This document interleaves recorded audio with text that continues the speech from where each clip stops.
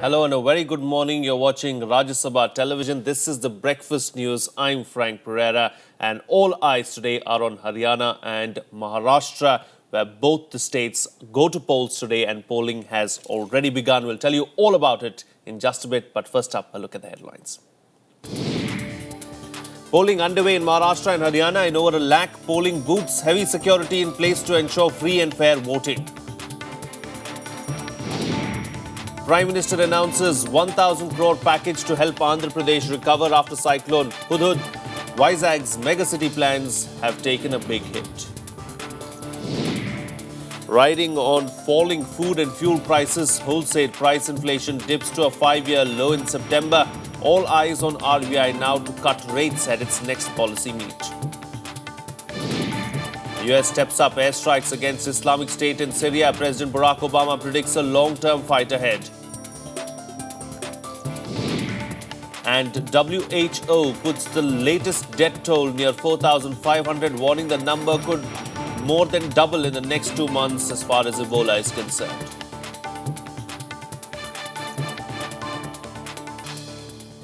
Well, the big story today, it's close to an hour now since polling got underway in over 106,000 polling stations in Maharashtra and Haryana. Well, there are about 8.25 crore eligible voters in Maharashtra who will choose from 4,119 candidates in the fray, including 1,699 independents. It's a 4 or 5 cornered contest here for a 288-member house.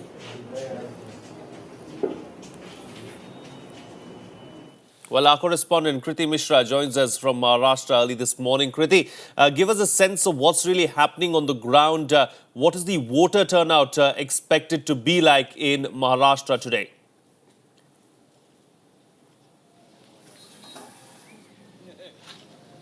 Right, Frank. It's just been 1 hour and you can see people pouring in. If I can request my camera person to pan the camera a bit and show you how enthused people are to participate in this carnival of democracy.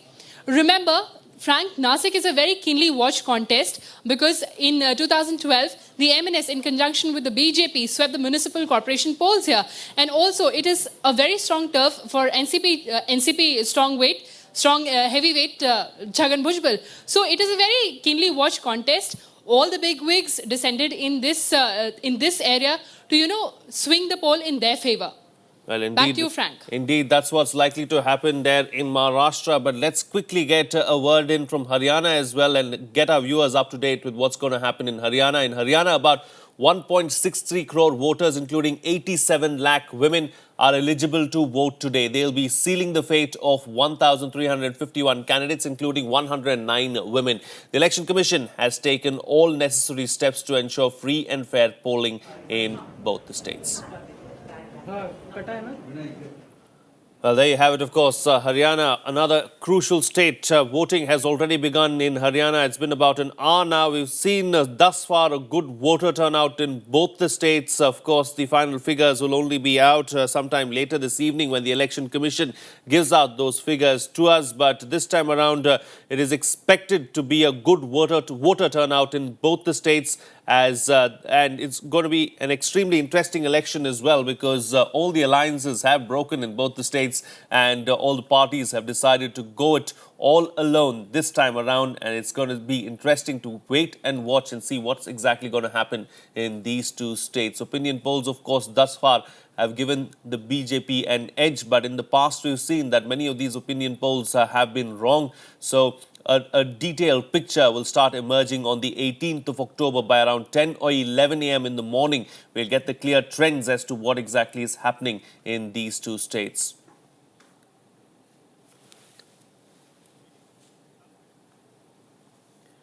And there you can see these visuals, of course, coming to you from Haryana this morning and already serpentine queues lined up there in the state of Haryana where people have gone out early in the morning to cast their vote. And let's not forget that these numbers are only going to swell as the day goes by. The Election Commission, of course, ensuring that no stone is unturned to make sure that the word is spread to the people so that they come out and vote. Security is watertight in both these states to ensure that no untoward incident takes place. The Election Commission and the security personnel ensuring that everything goes on smoothly as far as Haryana and Maharashtra is concerned as well. Haryana, of course, a much smaller state than Maharashtra, just 90 seats, assembly seats that the voters are going to vote for as compared to 288 in Maharashtra. These visuals, of course, coming to you from Haryana, as you can see them right now, people lining up to go out and cast their vote. Voting has begun as early as 7 a.m. in the morning and it has gone on thus far.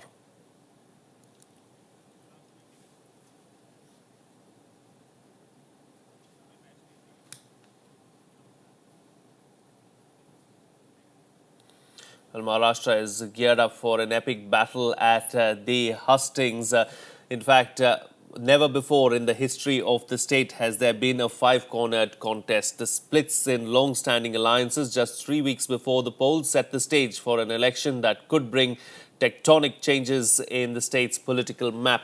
It's also a huge test for the BJP and Narendra Modi. The big question here is, will any single party get a clear majority? And if not, what possible realignments will take place? Haryana has also a multi-cornered contest. Despite a high-pitched campaign by Prime Minister Narendra Modi, the Congress is looking for a record third term under the leadership of Bhupinder Singh Hooda. BJP is contesting in the state alone in all 90 seats for the first time.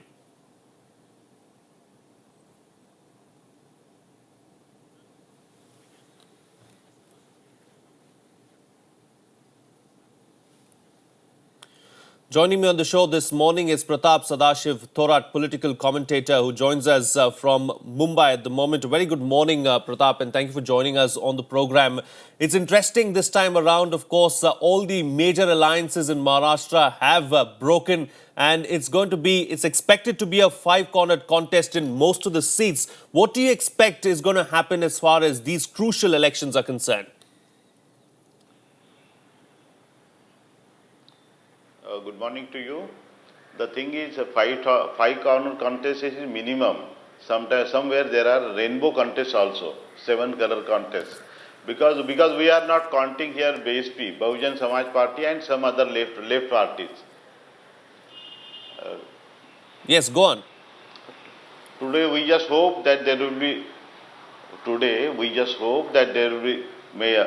Polling will be nice. Generally, Bombay is around 50% polling or a little less than that. But we just pray, and in the rest of Maharashtra is around 70% or so, 70 or little less.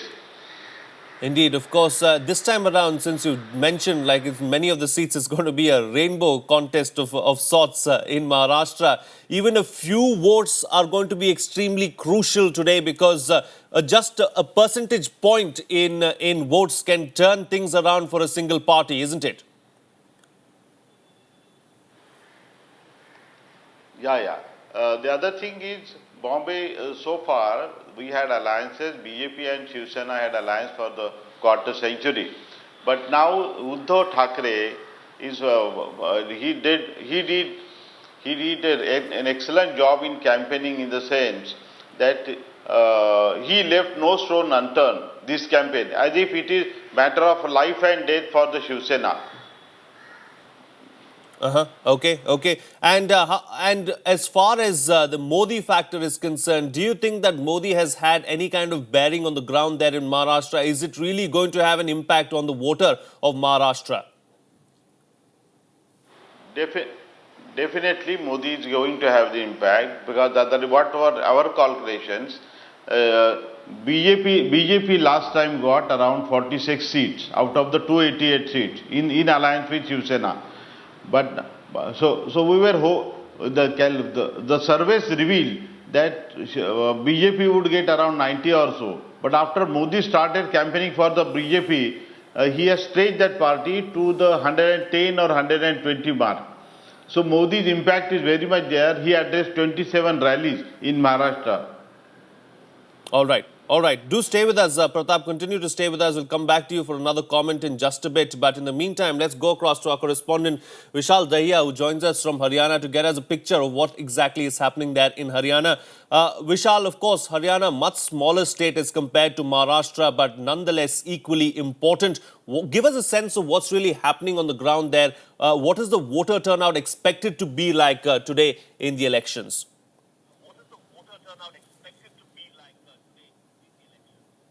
Well, yes, you're right. It is quite equally important as Maharashtra. And the size of the state might be smaller, but then the political equations and the political landscape of the state has made it much more, made this electoral fight much more interesting. We've been discussing this for almost last 15 to 20 days, how political parties, both national as well as regional political parties, are trying to go ahead and grab that share of the pie in the state of Haryana. But right now we are in Chief Minister's constituency. That's Bhupender Singh Hooda, the place from where he is contesting. That's Gadi Sampla Kiloi is the name of the constituency. Presently, Sampla town. Well, we seem to have lost the line there with Vishal Dahiya, but thank you so much, Vishal, for giving us a sense of what's really happening there in Haryana. Let's go back to Pratap, who's still with us from Mumbai. Pratap, as far as Mumbai is concerned, of course, in the past we've seen that the city of Mumbai has not really come out and voted in large numbers. It's around the 45 to 48% mark. This time around, do you think that the voter turnout is going to be better? What is it that the Election Commission really has done on the ground to ensure that the voter turnout is better this time around? There are two possibilities because the campaign has been of a very low level. Low level means people's issues were not discussed, only tu mai, and that was very bad. The game of one-upmanship is on, and so people may not be interested in voting, coming out in large number. This is one possibility, but the other possibility is that Uddhav Thackeray, Shiv Sena is fighting its battle. It's a life and death battle. Therefore, the Shiv Sena has got a dependable cadre, very hard-working cadre. So Shiv Sena might get those their dependable voters out. That is one policy. So Shiv Sena might effect that better turnout. They might ensure the better turnout in Bombay and some urban centers. But otherwise, in the rest of Maharashtra, it is normally 70% voting, around 70%, between 65 and 70%. So let us hope that there will be more voting in Bombay. People must exercise their right, and people must come out in large numbers instead of complaining in the last 5 years. All right. And the split, of course, the NCP Congress split as well as the Shiv Sena BJP split. Whom do you think it's really going to help in Maharashtra? Is it going to help the BJP or the Shiv Sena or the NCP and the Congress? These two splits should help the people of Maharashtra. That is my hope. But what happens? Because NCP announced the split first, and Congress got rid of a dirty partner. This is what Congress is relieved. Prithviraj Chavan had a good image, and other congressmen, and most of the NCP ministers, they were involved in the scams. That is why Congress is relieving a sigh of relief. And in case of Shiv Sena, though people have been saying that the split has come only after the Lok Sabha or on the eve of the assembly poll. It is not so, because I was doing commentary on one channel, and I think in the February or month of March, extensively I had commented that this split was imminent because the BJP would become more assertive. Senior Thackeray was not there, and they won the power. After that, it was sure that split was bound to come. All right, Pratap, thank you so much for joining us there with your comments from Mumbai and giving us a sense of what's likely to happen in the state of Maharashtra as far as these crucial polls are concerned. On that note, we'll slip into a short break now, but up ahead on the show, fresh clashes between police and protesters in Hong Kong as police look to clear a key road in the city. That and much more on the other side. Stay tuned. We'll be right back.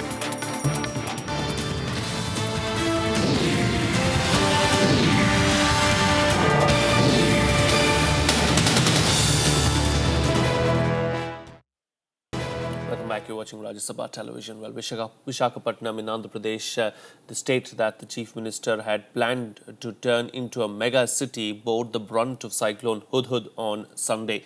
The state government claimed that the damage runs into thousands of crores, with the Eastern Power Distribution Company alone estimated to have suffered losses of over 40,000 crore rupees. The Prime Minister has announced a relief package of 1,000 crore rupees. Here's a report. A city in shambles, Visakhapatnam is trying to pick up the pieces. Fuel and food shortage triggered anger at many places on Tuesday. We have not been getting any petrol. We are roaming all the entire petrol bunks with empty bottles only. When we are asking, they're saying that, they got orders from the collector not to give the petrol, only to government officials and hospitals. But they're selling in front of us, they're selling in black. The Prime Minister arrived for a first-hand look at the damage. He announced an assistance of 1,000 crore rupees for rebuilding the city.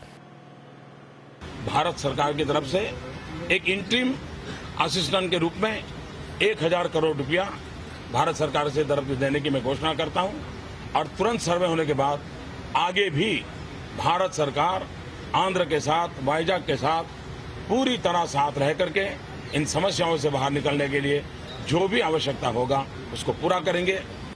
Government staff and residents cleared the roads, removing uprooted trees and restoring broken down power and telecom lines. The cyclone damaged thousands of houses in Andhra Pradesh. The Visakhapatnam airport building was one of the places that bore the maximum brunt. In Srikakulam, East Godavari and Vijayanagaram districts, banana, sugarcane and rice crops were totally destroyed. The damage in neighbouring Odisha was relatively less. We have evacuated 233,000 people, and that is the final figure. And today we will provide them noon meal, and after that they would, those who are willing, they can go back. And those who have lost their houses, I have already ordered the collectors to provide them immediately polythene sheets, partially whatever, and send them back. And whatever admissible relief, as per the relief code, the collector can administer that.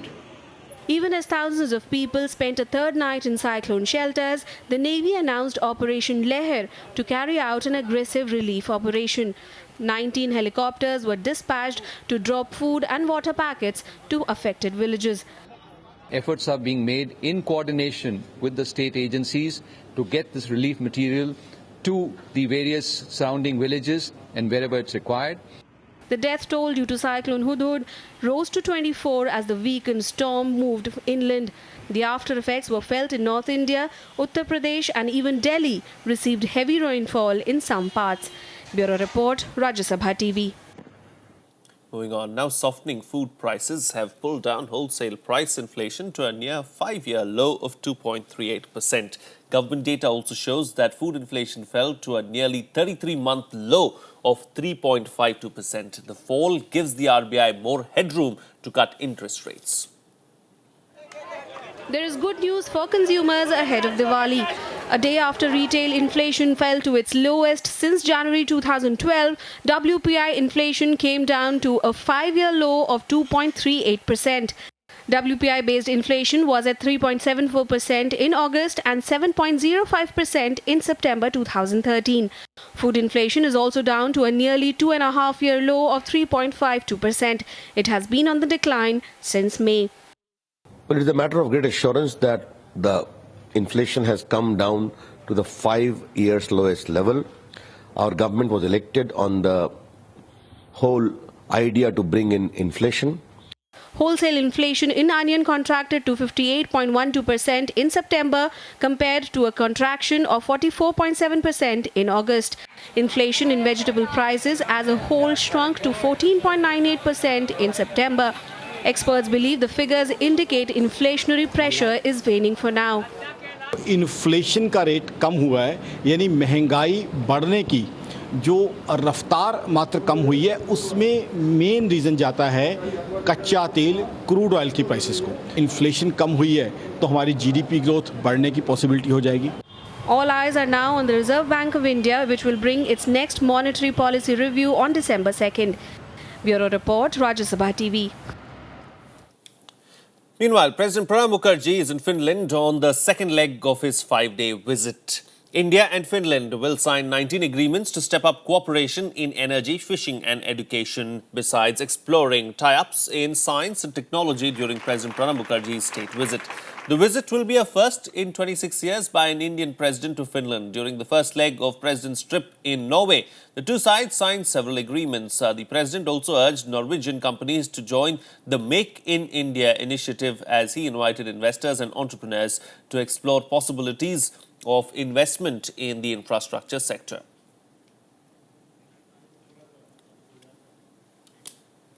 Well, Pakistan's latest efforts to internationalize the Kashmir issue has come a cropper. Pakistan sought a UN intervention on the Kashmir issue after the recent flare-up along the border. The UN simply said that India and Pakistan need to resolve all differences through dialogue to find a long-term solution. Sartaj Aziz, advisor to Pakistan Prime Minister Nawaz Sharif on national security and foreign affairs, had written to the UN Secretary General Ban Ki-moon. In the letter to Ban, Aziz said Pakistan believes the UN has an important role to play in promoting the peaceful resolution of the Kashmir issue. The Secretary General's office issued a statement saying that it is concerned about the recent escalation of violence along the line of control between India and Pakistan. The UN deplores the loss of lives and the displacement of civilians on both sides. हमारी सरकार को भी चाहिए कि सख्ती के साथ न सिर्फ बात करे, सख्त कदम उठाए। पाकिस्तान एक तरफ सीज फायर को वायलेट करता है, दूसरी तरफ अंतर्राष्ट्रीय स्तर पर हमें बदनाम करने की कोशिश करता है। ये हमारा मामला है। कश्मीर पाकिस्तान घुस गया है तो पाकिस्तान के साथ कैसे निपटना है, ये हिंदुस्तान को उस बारे में ठोस कदम लेने पड़ेंगे। यूनाइटेड नेशंस ने बहुत उचित काम किया है। पाकिस्तान इस तरह की गलत बातें कई बार कर चुका है और भारत ने हमेशा उसका खंडन किया है। यूनाइटेड नेशंस ने हम लोगों की बात मानी है कि आपसी बातचीत से ही समस्या का हल हो सकता है। In some more international news now, Islamic State militants have struck in Baghdad. At least 25 people have been killed in a suicide car bomb blast in the Iraqi capital. The dead include an Iraqi member of parliament and 5 police officers. The blast occurred at a checkpoint entrance to a Shiite neighborhood. Islamic State militants have claimed responsibility for the attack. This is the first time that a suicide bombing in Baghdad claimed the life of a politician.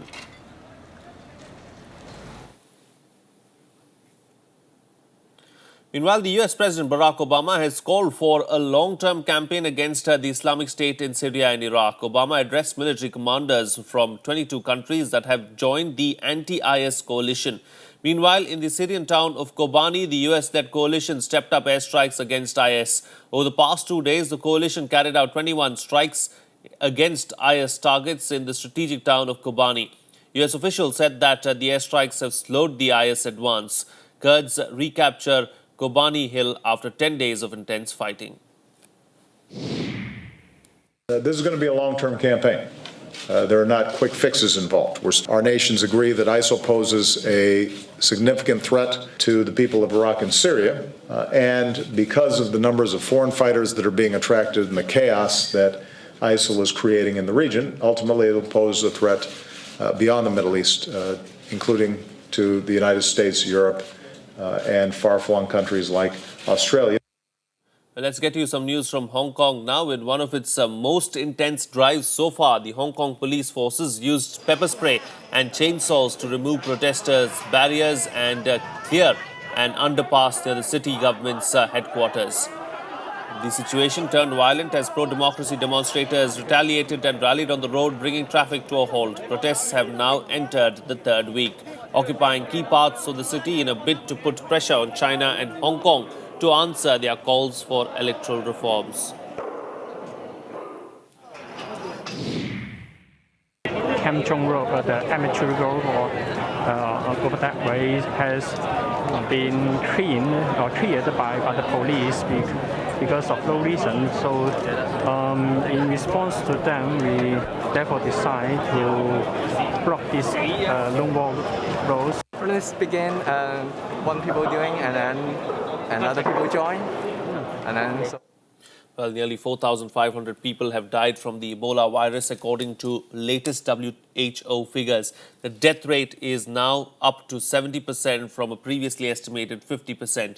As new cases were reported in Germany and the United States, WHO warned there could be up to 10,000 new cases a week in 2 months. Here's a detailed report. The Ebola crisis is fast spreading outside West Africa. Cases of the deadly disease have now been reported from Spain, United States, with the latest in Germany. A Sudanese UN medical worker suffering from Ebola died early on Tuesday, just a week after being diagnosed. Der Symptombeginn war am 3.10. Entsprechend schnell hat dort auch dann die UN reagiert. Die Diagnosesicherung ist am 5.10. erfolgt in Liberia mit den internationalen Labors, die dort vorhanden sind und die auch eine sehr valide Diagnostik machen. A Spanish nurse has been fighting the disease for a week now. Medics attending to her are optimistic of her recovery. Bueno, intentar darle lo mejor, el tratamiento óptimo que tenemos. Cada día que pasa la enfermedad va a nuestro favor. Ya llevamos por 15 días desde que empezaron los síntomas y es un factor bueno para ella, ¿no? Que cada día que pasa. Another patient in the United States has been put in isolation at a hospital in Kansas as officials wait his test results. He's a suspect case. We don't know if he has it. I think overall, given that he hasn't worsened today, it would make me think maybe a low-risk patient for Ebola, but we won't know that until we get the test results back for sure. Concerns in Liberia have been sidelined as healthcare workers ignored calls to strike over poor pay and working conditions. Bureau Report, Rajya TV. Let's now bring you a quick roundup of all the other international news-making stories in our World Wrap.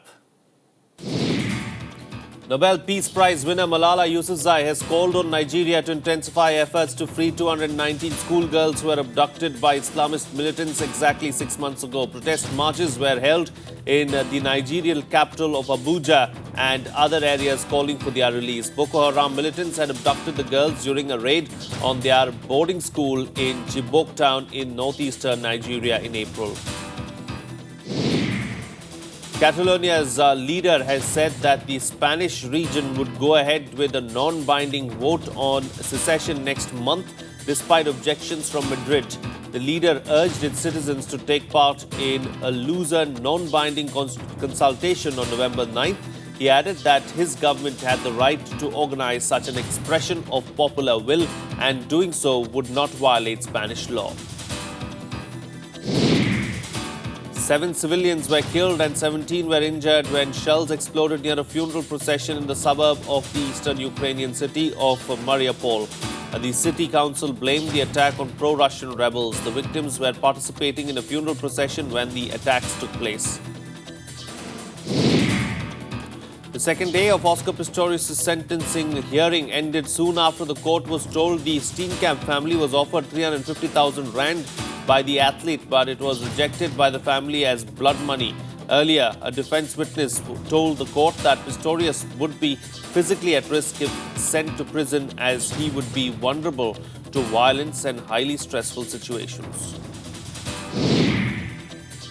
Australian author Richard Flanagan has won the Man Booker Prize for his wartime novel, The Narrow Road to the Deep North. The novel, which is set during the construction of the Thailand-Burma Death Railway in World War II, is a personal book for Flanagan, as his father was a survivor of Japan's campaign to build the railway.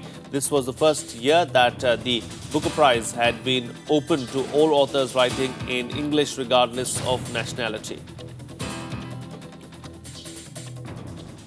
And here's a look now at the global stock markets. The US stock market ended up slightly high on Tuesday, breaking a 3-day string of declines.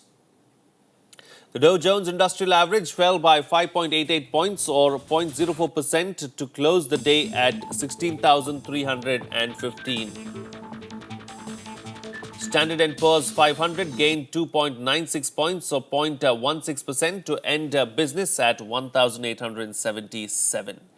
The Nasdaq Composite added 13.52 points or 0.32% to finish at 4,227. Meanwhile, of course, the Asian stocks slid on Tuesday as worries about waning global growth lifted safe haven bonds and concerns were raised about possible US interest rates rise.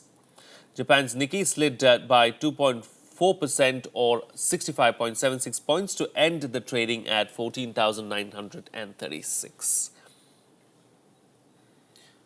Well, that's it on this news bulletin. Thank you so much for watching. Have a good day. We'll be back at 10 a.m. with all the latest from the poll-bound states of Maharashtra and Haryana. So do stay tuned for that.